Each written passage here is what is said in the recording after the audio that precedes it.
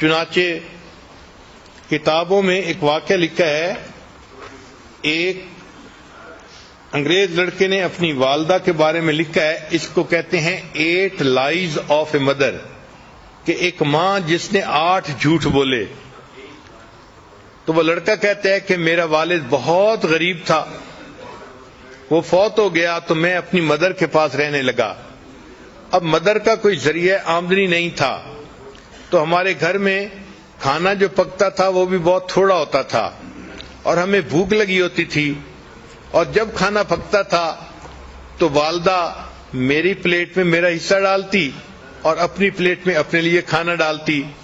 پھر کھانے کے دوران جب میں اپنا کھانا ختم کرنے لگتا تو ماں محسوس کرتی کہ مجھے اور کھانے کی ضرورت ہے، تو وہ اپنی پلیٹ میں سے رائس میری پلیٹ میں ڈال دیتی تھی اور کہتی تھی کہ eat this rice son, I am not hungry, کہ بیٹے تم یہ چاول کھا لو، مجھے اتنی بھوک نہیں ہے.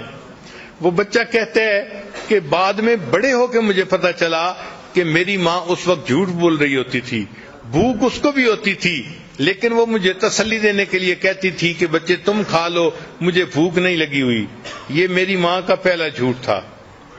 وہ کہتے ہیں کہ پھر چونکہ ہمیں کھانے میں کوئی اچھی نیوٹریشن نہیں ملتی تھی، تو جب ویکینڈ آتا تھا تو میری والدہ مجھے قریب میں ایک ریور تھا وہاں لے جاتی تھی، اور وہاں پہ ہم فشنگ کرتے تھے تاکہ اگر ہمیں کوئی فش مل جائے تو ہم اس فش کو گھر میں پکائیں اور کوالٹی فوڈ مل جائے. وہ کہتے ہیں کہ ایک دن میں نے 2 فشز پکڑی، ان کو لے کے جب گھر آئے تو میری والدہ نے ان کو کوک کیا اور مجھے کھانے کے لیے دونوں دے دیں. وہ کہنے لگا کہ میں بیٹھ کے والدہ کے ساتھ فش کا کباب کھانے لگ گیا، اور چونکہ فش 2 تھیں اور زیادہ سارے کباب تھے تو میں اس طرح سے کھا رہا تھا کہ جو فش کی بون تھی ان کے ساتھ بھی کچھ میٹ لگا ہوا تھا. تو میں کھا کے رکھتا جا رہا تھا. میری والدہ آ کے میرے پاس بیٹھ گئیں اور اس نے وہ جو بونز تھی وہ اٹھا کے ان کے ساتھ جو میٹ تھا وہ کھانا شروع کر دیا. تو کہنے لگا کہ میں نے فیل کیا کہ والدہ بھی کباب کھانا چاہتی ہیں. تو میں نے کہا امی کو کہ امی آپ بھی کباب کھا لو. تو میری ماں نے کہا کہ نہیں بیٹا، fish eat this fish son because I don't like it. میں فش کھانا اتنا پسند نہیں کرتی، تم فش کا کباب کھا لو. اور یہ میری ماں کا دوسرا جھوٹ تھا. حالانکہ فش اسے پسند تھی اور وہ بچے ہوئے اس کی جو ہے نا میٹ کو بون سے کھا رہی تھی. پھر وہ کہتے ہیں کہ میں بڑا ہوا، اسکول گیا. پھر ایک دن آیا کہ میری والدہ مجھے امتحان کے لیے لے کر گئی. میں کمرے کے اندر امتحان دینے میں مصروف تھا، گرمی تھی اور میری والدہ باہر بیٹھی ہوئی تھی.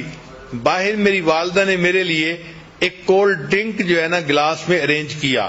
چنانچہ جب چھٹی کا ٹائم ہوا میں باہر نکلا تو میری والدہ نے مجھے وہ ٹھنڈا گلاس شربت کا پیش کیا. تو میں نے اسے کہا کہ امی آپ پی لو. تو وہ مجھے کہنے لگی کہ بیٹے مجھے پیاس نہیں لگی ہوئی، تم پی لو. تو والدہ نے وہ سارا کا سارا جوس مجھے پلا دیا اور خود کچھ نہیں پیا. یہ میری والدہ کا تیسرا جھوٹ تھا. پھر کہتے ہیں کہ جب میں ذرا بڑا ہوا تو میرے اسکول کے ایکسپینسز بھی تھے، تو اب والدہ کو کوئی نہ کوئی کام کرنا تھا. تو والدہ نے کیا کیا کہ قریب میں ایک میچ فیکٹری تھی، تو وہاں سے خالی ڈبے لے کے آتی تھی اور گھر میں رات کو بیٹھ کے ان کے اندر میچز کو بھرا کرتی تھی.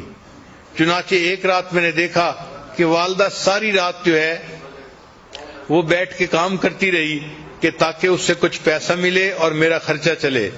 کہتے ہیں صبح کے وقت جب میری آنکھ کھلی تو میں نے دیکھا تو میں نے امی سے کہا کہ امی آپ سو جائیں. تو ماں نے مجھے دیکھ کے کہا کہ go to sleep my dear son, I am not tired, کہ بیٹے تم سو جاؤ، میں ابھی تھکی ہوئی نہیں ہوں. یہ میری والدہ کا 5واں جھوٹ تھا. حالانکہ وہ تھکی ہوئی تھی لیکن مجھے اس نے کہا کہ میں تھکی ہوئی نہیں ہوں، تم سو جاؤ.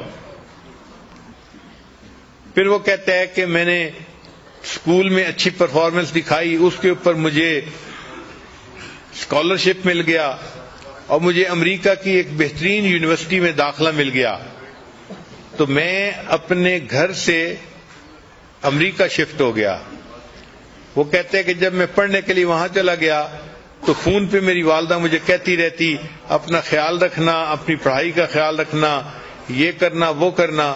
وہ کہتے ہیں کہ پڑھنے کے بعد پھر مجھے ایک جاب مل گئی تو میں نے ایک گھر بھی کرائے پہ لے لیا اور اس کے بعد پھر میں نے شادی کا بھی پروگرام بنا لیا، حتیٰ کہ میری شادی ہو گئی۔ تو میں نے اپنی والدہ کو بتایا تو والدہ نے کہا کہ بیٹا تم اپنی بیوی کو خوش رکھنا اور اپنے گھر میں خوشی سے زندگی گزارنا۔ میں نے والدہ سے کہا کہ امی آپ یہاں آ جائیں، ہم میاں بیوی اکیلے ہیں، آپ ہمارے پاس آ کر رہیں، ہمیں آپ کی جو ہے وہ کمپنی بھی مل جائے گی اور میں آپ کے لیے اداس بھی ہوں۔ تو میری والدہ نے مجھے کہا کہ نہیں بیٹا، مجھے تو جو بڑے گھر ہوتے ہیں ان میں رہنا اچھا نہیں لگتا، میں اپنے اسی چھوٹے سے کرائے کے گھر میں زیادہ بہتر ہوں۔ یہ میری والدہ کا 7واں جھوٹ تھا جو اس نے میرے ساتھ بولا۔ پھر میرے پاس چونکہ پے اچھی تھی تو میں چاہتا تھا کہ اپنی والدہ کو ہر مہینے کچھ نہ کچھ پیسے دے دیا کروں، تو میں نے ایک مرتبہ کچھ پیسے اپنی والدہ کو بھجوائے تو میری والدہ نے وہ پیسے مجھے واپس بھجوا دیے۔ تو جب میں نے پوچھا کہ امی آپ نے پیسے واپس کیوں بھجوائے تو والدہ نے کہا کہ بیٹا میرے پاس انف منی تھی، مجھے اور پیسے کی ضرورت نہیں تھی۔ یہ میری والدہ کا جو ہے وہ 7واں جھوٹ تھا جو اس نے میرے سامنے بولا۔ پھر کچھ ایسے دن گزرے کہ والدہ نے فون میں مجھ سے رابطہ نہیں کیا تو میں بھی پریشان تھا کہ 3-4 مہینے ہو گئے والدہ سے فون پہ کبھی تسلی سے بات نہیں ہوئی۔ کہنے لگے کہ پھر ایک دن ذرا میں نے جب زیادہ فون کیا تو مجھے پتا چلا کہ میری والدہ بیمار ہیں اور ہاسپٹلائز ہیں۔ وہ کہتے جب مجھے یہ پتا چلا تو میں ٹکٹ بنوا کے فوراً اپنے گھر آ گیا۔ میں ہاسپٹل گیا، میں نے جب اپنی والدہ کو دیکھا تو میری والدہ بالکل ہڈیوں کا ڈھانچہ بن گئی تھی، اس نے بہت سارا ویٹ لوز کر لیا تھا۔ اور جب میں وہاں وارڈ کے اندر داخل ہوا تو جو نرس تھی اس نے مجھے بتایا کہ تمہاری والدہ کینسر کی مریضہ ہے، اس کو چیسٹ میں کینسر ہے اور اس کو بہت پین ہوتی ہے، تو تم اپنی والدہ کا ذرا خیال رکھنا۔ تو اس نے مجھے یہ انفارمیشن دے دی تھی۔ چنانچہ جب میں نے والدہ کو دیکھا کہ وہ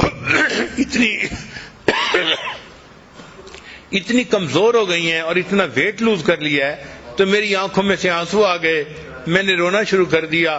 تو والدہ نے مجھے روتے دیکھ کر کہا کہ بیٹے don't cry, I am not in pain, کہ بیٹے تم رو نہیں، مجھے کوئی درد محسوس نہیں ہو رہی۔ وہ کہتے ہیں کہ یہ 8واں جھوٹ تھا جو والدہ نے میرے سامنے بولا، اور پھر میری آنکھوں کے سامنے والدہ نے آخری ہچکی لی اور وہ فوت ہو گئی۔